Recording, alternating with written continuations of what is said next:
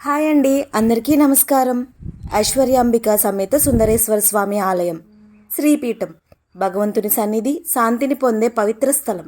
ఇటు కేరళ వైద్యశాల, అటు అశోక చెట్లతో స్టేజ్ ఉంది. గంభీరమైన ప్రవేశ గోపురం ఆలయం యొక్క దైవిక ఉనికిని మరియు గొప్పతనాన్ని సూచిస్తుంది. ఈ ఆలయం ఒక ఆధ్యాత్మిక అభయారణ్యం, ప్రశాంతమైన వాతావరణం మరియు అందమైన నిర్మాణాన్ని కలిగి ఉంది. ప్రార్థన, ధ్యానం మరియు ఆధ్యాత్మిక సంబంధాన్ని అందిస్తుంది. స్వామి పరిపూర్ణానంద సరస్వతి సామాజిక సేవ మరియు సంక్షేమ కార్యక్రమాలపై దృష్టి సారించారు మరియు తూర్పుగోదావరి జిల్లాలో కాకినాడలో శ్రీపీఠాన్ని స్థాపించారు. అంటే ఇప్పుడు కాకినాడ జిల్లాలో ఉన్నట్లు. ఎస్ఆర్ఎంటీ మాల్ దాటాక భవానీ కాస్టింగ్స్ పక్కనే ఉంటుంది. శ్రీపీఠంలో వేదాలు పవిత్రతను అవలంబిస్తూ కృష్ణ యజుర్వేదంలో సాంప్రదాయ విద్యను పొందేందుకు అర్హులైన వ్యక్తులకు ఒక ప్రత్యేక అవకాశాన్ని అందిస్తుంది. మేము వెళ్ళేసరికి 3:30 అవుతుంది. ఇంకా గుడి తలుపులు సాయంత్రం 4:30 గంటలకు తెరవబడతాయంట. దర్శన వేళలు ఉదయం 5:30 నుంచి 11:30 గంటల వరకు, సాయంత్రం 4:30 గంటల నుంచి 8:30 గంటల వరకు. పక్కనే వేద పాఠశాల నుంచి వేదాలు వినపడుతున్నాయి. చాలా ప్రశాంతంగా అనిపిస్తుంది. చల్లని వాతావరణం. గురుకులం విజ్ఞానం మరియు పాత్ర నిర్మాణానికి పవిత్రమైన స్వర్గధామం శ్రీపీఠం.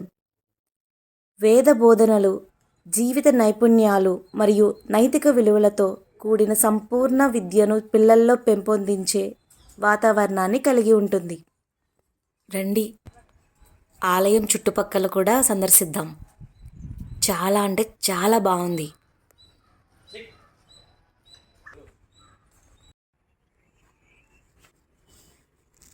రంగురంగుల పువ్వులు, కొలను, ఆంజనేయ స్వామి ఆలయం చుట్టూ పచ్చగా ఉంది. మంచి పువ్వులతో చాలా అందంగా ప్రశాంతంగా ఉంది.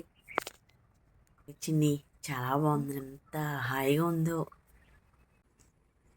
దేవస్థానానికి వెళ్తే ప్రశాంతత వస్తున్నారు. నిజంగా ఈ దేవస్థానంలో అంత ప్రశాంతత ఉంది. చుట్టుపక్కల వాతావరణం, పచ్చని చెట్లు, పువ్వులతోటి కళకళలాడుతూ, రంగురంగుల పువ్వులతోటి అబ్బాబ్బా ఎంత హాయిగా ఉందో. బాధలన్నీ మర్చిపోయి ఎంత హాయిగా ఉందో. ఎవరైనా నిజంగా ఈ దేవస్థానానికి వచ్చిన వాళ్ళందరూ కూడా ఎంత హాయిగా ఉంటుంది. తప్పకుండా అందరూ రావాలి, దేవస్థానం దర్శించుకోవాలి. ఆంజనేయ స్వామిని దర్శించుకొని ఆ పక్కనే ఉన్న తోటలోకి వెళ్దాం. పదండి. రంగురంగుల కాగితపు పువ్వులు ఎంత బాగున్నాయో చూడ్డానికి. పెద్ద పెద్ద చెట్లు, ఇంకా వాటి నుంచి వచ్చే గాలి ఎంత స్వచ్ఛంగా ఉందంటే చాలా బాగుంది. శ్రీపీఠానికి వెనక దారిలోనే ఉన్న గోశాలకు వెళ్దాం. పదండి. గోశాలకు వెళుతుండగా ఈ పక్కనే ఉన్న రూమ్స్ అన్నీ గంగా, యమున, సరస్వతి అని ఉన్నాయి.